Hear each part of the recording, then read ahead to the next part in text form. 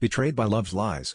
The day I learned my husband's emergency business trip was actually a romantic cruise with his high school sweetheart started with an email sent to me by mistake. The subject line, "Your Lovebird's getaway awaits," popped up on my phone while I was pouring my second cup of coffee. I almost deleted it as spam, but curiosity made me open it.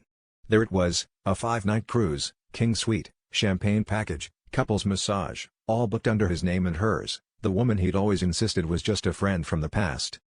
I confronted him as soon as he got home, suitcase still in hand, suntanned and wearing a new watch I'd never seen before.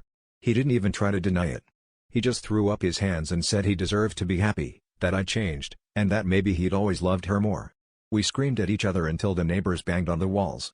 He tossed a glass at the sink and missed, shattering it across the floor. For a second, I thought he'd cry. Instead, he stormed out, slamming the door hard enough to rattle the pictures. That night, I called the travel agent, pretending to be him, and demanded to know if there were any special surprises waiting on board for them. She hesitated, then told me about the vow renewal ceremony he'd booked for the last night of the cruise.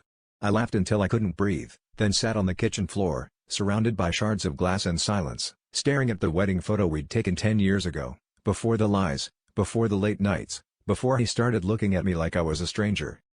The next morning, I packed a bag and left. But I didn't go to my parents or to a friend's. I checked into the same hotel where he first took me after we got engaged. Sitting there, I realized the real betrayal wasn't just his, but mine too. I'd ignored every red flag, every gut feeling, for years. I wasn't just angry at him, I was angry at myself for loving someone who'd already left me long before he ever booked that cruise.